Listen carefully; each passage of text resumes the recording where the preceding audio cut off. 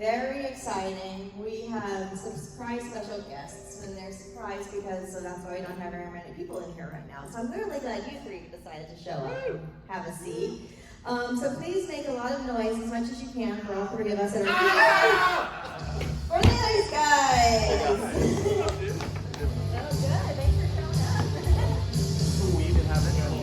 Yes. Thank you, guys. Welcome. Hi, guys. Hello. Is what number? Is 3 on, Kale? Yes. It's not working. Maybe I have it muted. Right. Check. Oh, there we go.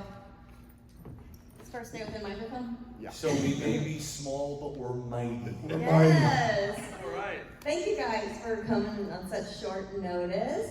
So exciting. So I'm here. Congratulations are in order. You just got hitched. Thank you. I did. Congratulations. So, how's married life this time around? This time around, way better than the first time around. It's wonderful. I'm so happy for you. Thank you. Yeah, It's beautiful. it's pretty cool. Yeah. Okay, so let's go back to the beginning, fellas. I would love to know about your musical journey. How did you get involved in music in general? Like, what was your evolution? We both kind of have the same thing going on. We are the youngest out of our families. We had older brothers and sisters. We had older brothers. Yeah, and it's just like music was always in the house at all times, and that's kind of what started it for me. And then when I saw Gene Simmons, I was like, I want to play what he plays. I didn't even know what the fuck a bass was, but I was just like, I want to play what he plays. And I showed it to my parents, spit blood, breathing fire. They're like, really? And I'm like, yep. So that was mine. That's what got me into music. I had the same thing. Music was constantly being played in our house, and there's like a 20-year age gap between myself and my oldest brother, and so there was such a wide variety of music being played. Everything from Elvis Presley to the Beach Boys to Motown to Black Sabbath, you know, like early Zeppelin, and even stuff like, and I just started thinking about this recently, and even stuff on TV, like the Hee-Haw would be on, and you see like Glenn Campbell and Roy Clark, and there's such amazing guitar players, and so there was no such thing as like this separation of genres of music. It was just great music all over my house. And so that kind of formed this dialogue within my own head without me even knowing that this was something that I was going to do. And we had the same experience with Kiss. You know, we didn't know each other when we were growing up, but we both experienced Kiss on the same tour within a week of each other. Me at Madison Square Garden and him at the Spectrum in Philadelphia. And Scotty and Nassau Coliseum. Scotty and Nassau All Coliseum. the same week. All the same week. And so that was when that concert, when I got out of that concert, my life did a complete 180. Everything changed, and for him too. And so you know, it's sort of serendipitous that 10 years after that, or maybe actually 8 years after that, 7 years, we end up meeting in a music store and becoming quick friends. And 36, 37 years later, we hate each other more than ever. Serendipitous, that's a big word for a guitar player. I don't even know what it means. So who were your biggest musical influences when you were developing your style? Me personally, it was Gene Simmons, Dennis Dunaway from the Alice Cooper Band, all the early stuff, Paul McCartney, of course, and Roger Glover from Deep Purple. And these are all bass player influences. Graham Maybe from the Joe Jackson Band. I know I'm missing some, but those were my main influences as far as bass. As far as songwriting, man, it goes on forever. All those guys, plus like bands like the Cars and a lot of pop. Like I said, everyone. My brother listened to like Hendrix and Chicago and the Doors. My oldest sister Lorraine listened to everything British, from the Beatles to Herman's Hermits. And my sister closest in age listened to Joanne. She listened to like 10 Years After, and Melanie, and James Taylor, and Carly Simon, all kinds of Americana, funky type stuff. So I had all these influences, songwriting-wise, coming in, and at the time I didn't even know it, you know what I mean? But it's funny when I hear songs that Snake and I write, every now and then I'll listen, I was like, wow, that's the same arrangement as that Car song, or that's the same arrangement as the Squeeze, you know what I mean? So, stuff like that. I was, again, before I even picked up the guitar, being influenced by all those artists that I listened to every day. Again, not knowing how that would manifest itself through our own music. And, you know, that was one of the great things about when we met and we started talking about our influences. While we had a lot of overlapping influences that we shared, there was stuff that he was into that I was like, I wasn't really familiar with. And so I would Vice versa. Yeah. So, but for me, it was, as far as guitar players, it was guys like Ace Frehley, of course, from Kiss, and Joe Perry, and Eddie Van Halen, and Randy Rhoads had a big influence on me. And then a lot of the two-guitar heavy metal bands like Iron Maiden and Judas Priest and Thin Lizzy, and Aerosmith was a big thing. And then that's where a lot of the songwriting stuff came from too, for me, from not just from a solo guitar player type of thing, but the interaction of two guitars and stuff like that. And I always played in two guitar bands, and it was really important to me. I thought that it just added depth and texture to songs. And then when Rachel and I met, and we sort of got to know each other, we found that all these different things that were in common and weren't in common actually really helped us to come together as songwriters, because we learned early on, like, oh crap, Rachel does that really good, he does it better than me, and so that's gonna work really well, you know, and we just found each other's strengths and weaknesses, and we're able to, I think, make each other better. Yeah. And there was, and I think that there was like this silent, healthy competition too with us, where we just wanted to, who could come up with the best idea, you know? And then when we got there, it didn't matter who came up with it. That was the really cool part, because we knew that we were creating something together that without the other guy would not have been created. And that's really, really cool. So as you guys are building a song from its bones, what's your process of creating a new piece? It's really weird because we don't really have a formula for how we do things. I wish I could say we had a pattern from what we worked with. We don't have any kind of boilerplate or anything. It's just like, hey, I had an idea for a storyline. Cool, let's run with it. And then maybe the music comes in, or they'll come over and we'll get together and listen to this riff. Oh, that's cool. Or sometimes we get in a room and we talk for 2 hours and like, let's do this again tomorrow, because we're just not feeling it. So everything's very organic with us. You know, there are some times we'll hear a song and we'll say stuff like, you know, we need a song like that, with a feel like that. And so if we like a beat to a song, we're like, hey, let's do that, but let's change the kick pattern a little bit, you know? And it's not like because we don't want anything, we don't want anything that we, to sound like our influence. I mean, our influences are gonna come out regardless, you know, but it's just really weird. We've always, for almost 40 years, we've been working like this and just do not have a set formula on how we write. Really? Yeah, it's crazy. Okay. Yeah, I mean, there's very little to add to that. I mean, there's been a lot of stuff that's happened with, so what's on your mind? What do you feel like writing about? Let's have a conversation, you know, and that conversation could go anywhere. And what you walk into the room thinking that you're gonna be doing often turns completely the opposite within the first half an hour of sitting there. And there's also times like, this happened with the last record, where I was staying at his house and I had this riff that I had been playing forever, and I was warming up and just jamming in the bedroom on an acoustic guitar.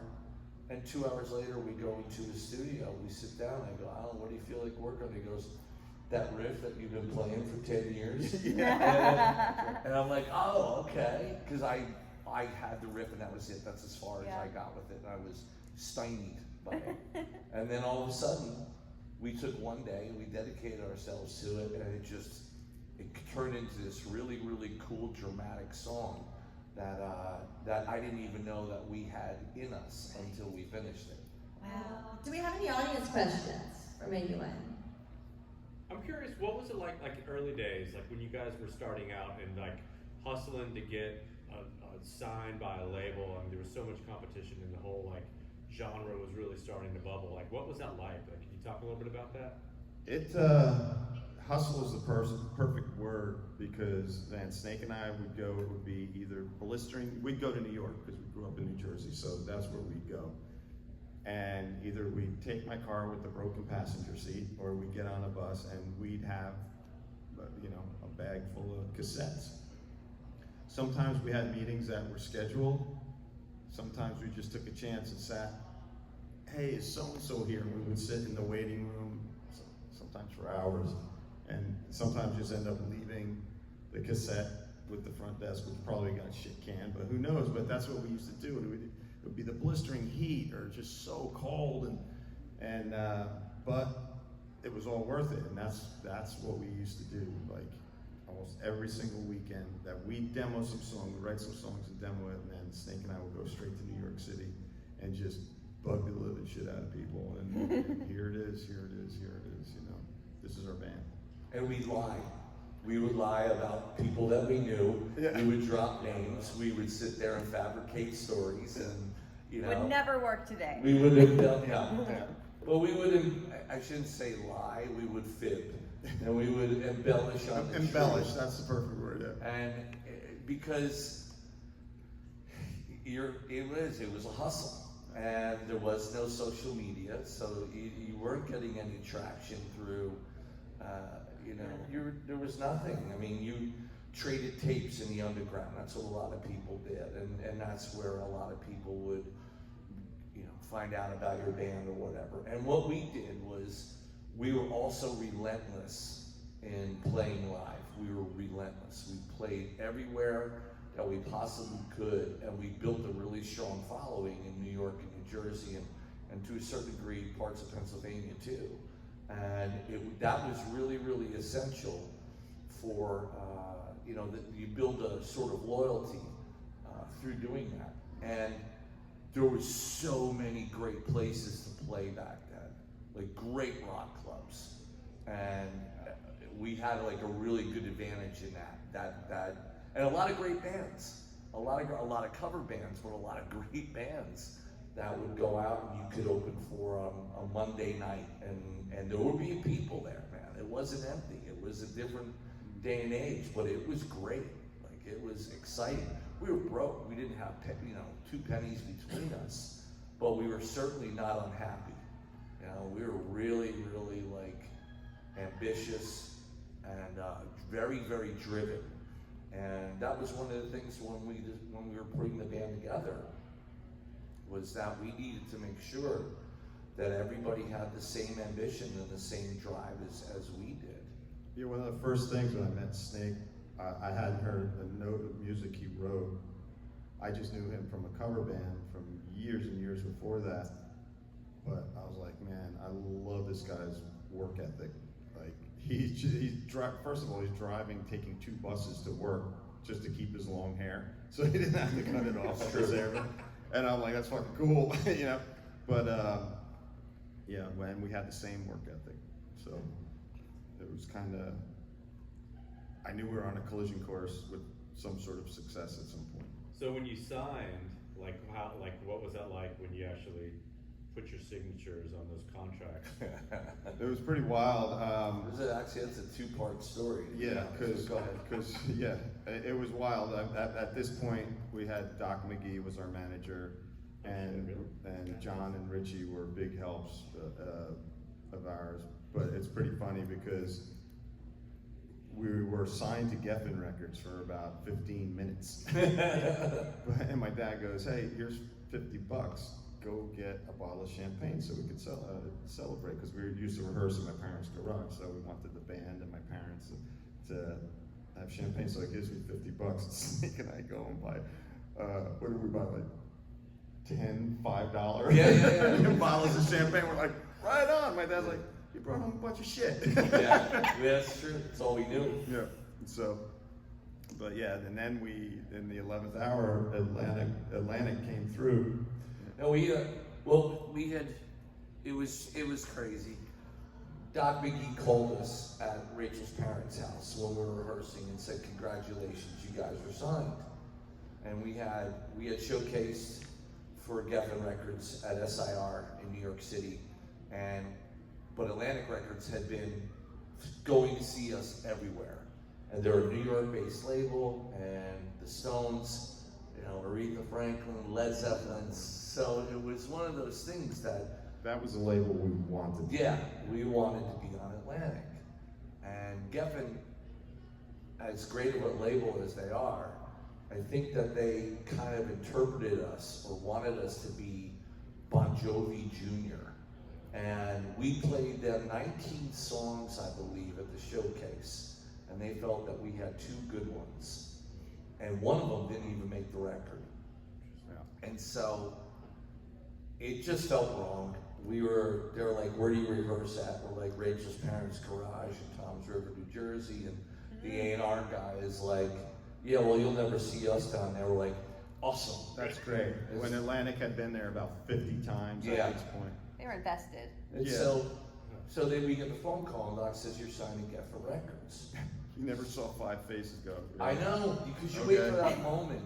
Yeah. Your whole, life that you're playing music, you wait for that moment that you're actually getting signed. Like, holy shit, I can quit our day job now. Yeah. Like I don't have to, I can actually be a musician for a living. And so, hung up the phone. We're all sitting there, and there's this feeling, just this black cloud that We're supposed to be happy, right? yeah. And so we did. We went through the whole thing with the champagne and stuff like that, and then we go, man, this doesn't feel right. Let's call Doc back. So we call Doc back, and we're like, dude, I mean, I know this is gonna sound crazy, but we're like, we don't think this is right.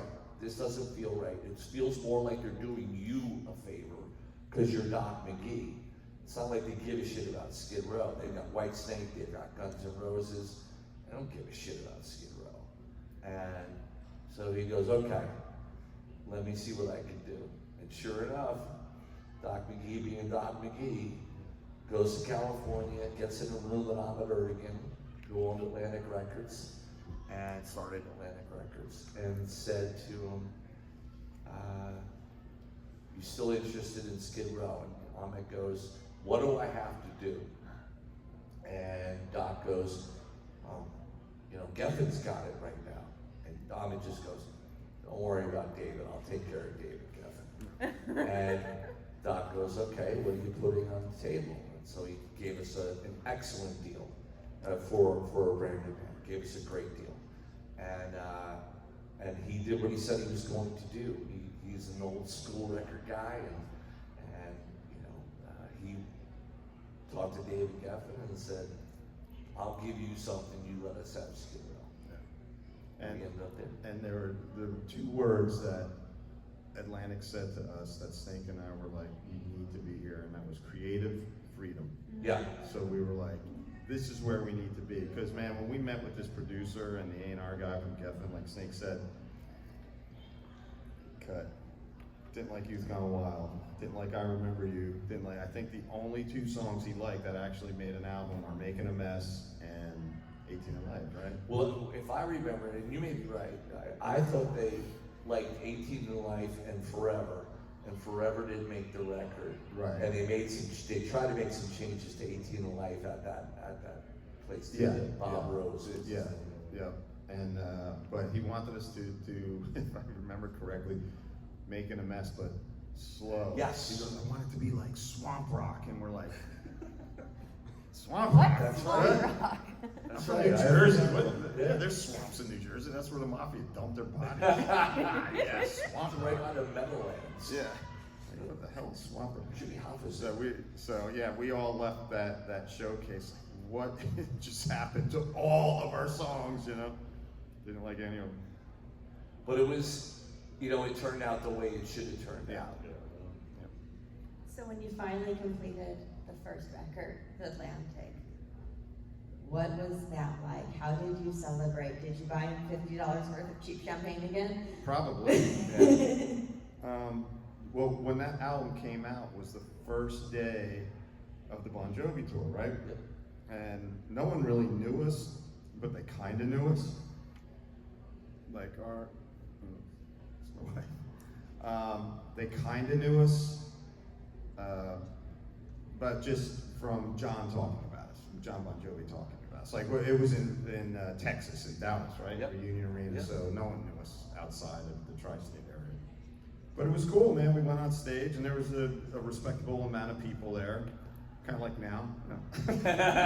And This is not your fault. No. No one knows. No, it's all We good. didn't have time to promote. No, it's all good. Hey, thanks. So, Sorry. so I yeah, tried. so yeah, it was cool, and we came out, and there was a lot of people. A lot of people liked us, but man, as soon as the record came out, and then the video came out, by the time we got, because we started in Dallas and kind of went through the South, by the time we got to Fort Lauderdale, it was insane because Youth Gone Wild was all over MTV, and we did a show with Bon Jovi, but then we played Summers on the Beach, if I remember Yeah, correctly. yeah. And it was like that place fit 100 people maybe, and there was a lot more than 100 people in there, and it was just like, it was pretty cool, and then just everything just seemed to happen to someone else. It was like watching it on TV. It was really weird. Wow. We were all stuck in a tour bus too. Yeah. And so we were on a pretty heavy schedule. Like there was a time, it was kind of like a punk rock schedule where we'd do like 28 shows in 31 days. And there was a point there where we would do 2-a-days as well. And so it was, but I mean, to us, we weren't seeing a dime, we weren't seeing anything. We were just jamming. Yeah. And then by the end of the year, for me anyway, was when it clicked that this thing had actually taken off. Was I went to go Christmas shopping in the East Brunswick Square Mall in New Jersey, and all of a sudden, and after about 15 minutes, I'm surrounded by about 300 people, and it was like, holy shit, these people know who I am. This is messed up. And security had to get me out of there. And I was like, oh my God, this is really happening. Like this is, like people know who Skid Row is. Like, cause it just, again, you got 12 people on a 40-foot tour bus for a year, and you just have no reference point. You know your video's being played. We were really, really on top of radio stations playing our music and MTV playing it, and we were really aware, but it just didn't click because you're still wearing ripped up jeans and eating tuna fish sandwiches. Being East Coast guys, how was there ever any like rivalry with West Coast guys? How does LA bands treat y'all? It was cool. There was really no rivalry. We just knew we were better. Nah, just kidding. There was a lot of really cool bands that came out of LA that we liked, but it was such a completely different scene because it was like you'd flyer and then you'd pay to play, where we were just like, we didn't really do that. You know what I mean? We just spread the word. We're playing here and word of mouth. And I gotta say, the venues back then, the rock venues, did a good job at promoting shows, whether it was just in-house or in what, there was a paper called The Aquarian and another one called the EC Rocker that they would take out big ads. So, and then the good bands would thrive and the lesser bands wouldn't, and that's just how it was. But there was really no competition because it was two different worlds, And there was never a question in our minds about, like, a lot of bands wanted to go out to LA because they felt like that was the holy grail for, for a hard rock band to go out, and that's where you had to be. And we were like, fuck that, man. Jersey and New York City, man. Yeah, it's like we have New York right Yeah, there. right We there. can see it from our house. We're not gonna go all the way out there, and it just ended up working better for us. Yeah, and ironically, we became really good friends with a lot of the LA bands. Yeah. I think a lot of this stuff of rivalries or whatever was more a myth than anything, because all the guys in the bands that we ended up meeting and becoming friends with, and also touring with, we're still friends with, and there was never, we just respected each other's, music, and everybody was really cool. There wasn't any animosity, but we were, that being said, we were very proud to be where we were from, and we wore it on our sleeves. You haven't. With all the years you've done music, I'm assuming you've had a lot of music that wasn't released. Is there any that you would love to see released today? To do a compilation album or anything like that? You know what's really funny is we don't have a lot of leftover stuff. There's a few songs here and there, but I don't know if we release some of that really, really old stuff, but it would probably be cool for a collectible for a fan. But we're very protective of our brand, so we have this thing in our head where if it doesn't make the album once, it's not gonna make it twice. The second album or third album. Sometimes we'll go and we'll pull pieces out of songs that we have, and then write around a riff or an idea or a title. But songs as a whole, if it doesn't make an album, we just kind of forget about it. But we do have a few songs from back in the day, but I doubt it will ever make the light of day. Yeah, from a songwriting standpoint, at least from our songwriting standpoint, we always like to feel, whether it's true or not, but we like to feel that we're evolving, with every release in one way or another. And so to kind of go back and listen to some of that stuff sometimes it's a bit difficult. It definitely shows our adolescence. Cringeworthy. Yeah. But what's wild, and I understand that question because, you like the Van Halen guys, Eddie would have these riffs and stuff like that were leftovers from the first record, that some of them made it to Van Halen 2, and even some of it made it to Fair Warning. And I listen to those riffs and go, oh my God, what I would give to be able to have written those riffs. And so, but he's an icon and an incredibly exceptional talent, and we're not. So thinking about, sorry to interrupt, but I'm just thinking thinking about the music business back in say 1994 to where we are now in 2024, right? So I'm just thinking advice you could give to a 20-year-old guitar player who wants to be in a band and wants to be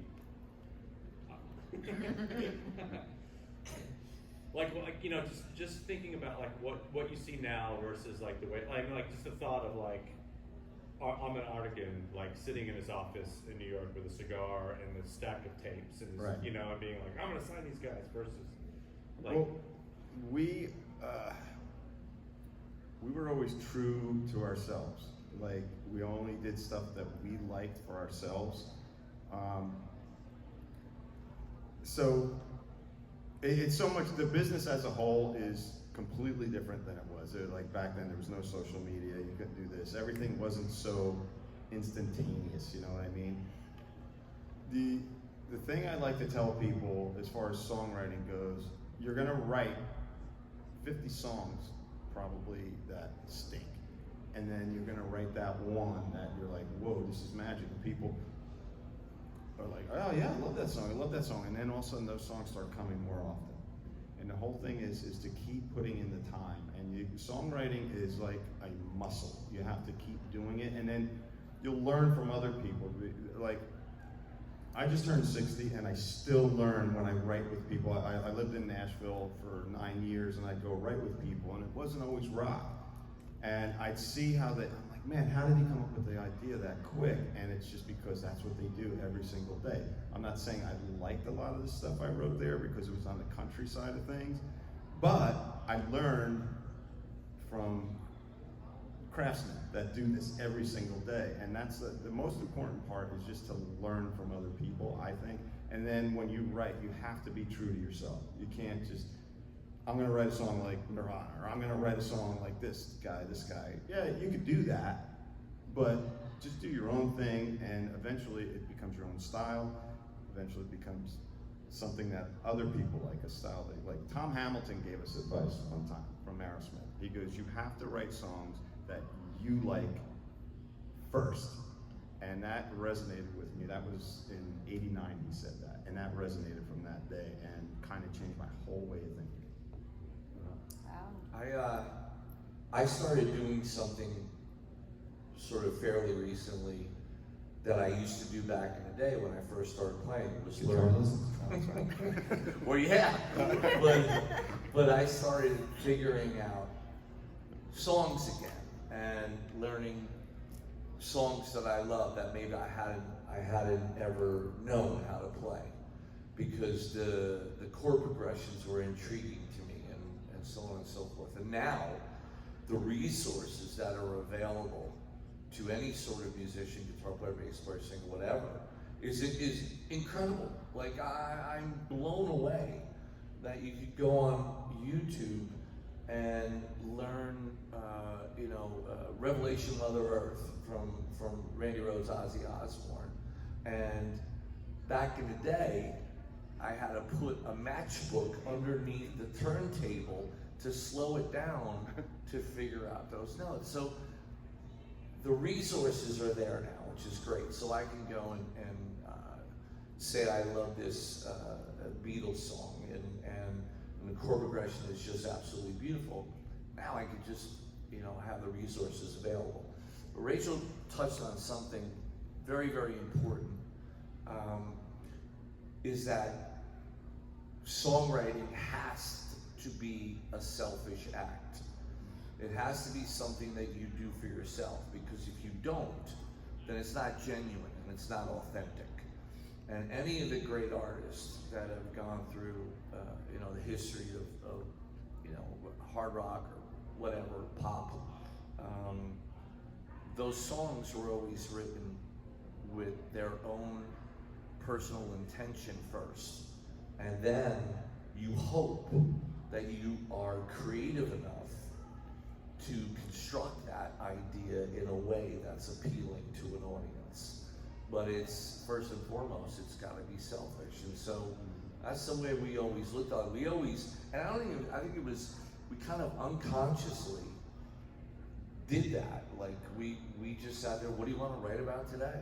And it was never about trying to copy somebody, but of course we had influences, and that's another great thing about the resources that are available today. It's like you find your influences, what appeals to you, what you love, and you steal that. You take that, and then you interpret it in your own way and make it yours. That's the way it's always been. It's just that it's more accessible now. And I still think, like, I see 8-year-old kids doing stuff on guitar that's never been done before. And they're doing 10-finger tapping and finger picking and smacking the acoustic and all this stuff. And I just go, man, that's great. Like, that's really impressive. But can you write a song? And at the end of the day, it comes down to the song. Okay, so wrap-up question before I send you guys on your way. So of all your whole discography, which album would you recommend to someone who's never heard your music before and wants to get acquainted? Like, which one would you recommend? Well, there's been a few different eras of Skid Row. I would say our debut album pretty much defined us, and then our most recent album, You Gang's All Here. To me, I would pick those two records. we had a few records. Actually, Thick Skin was another one. That was in the Johnny era, and I'm really proud of that album. That's a really good album. To me, Slave to the Grind, our second record, and the last record that we did, The Gang's All Here, there's sentimental favorites for me, but I also think that they show, those two records show all sides of Skid Row. Well, thank you guys so much for you. coming out and Thanks, playing guys. with us and Appreciate it. putting up with me. Thank you. Alrighty.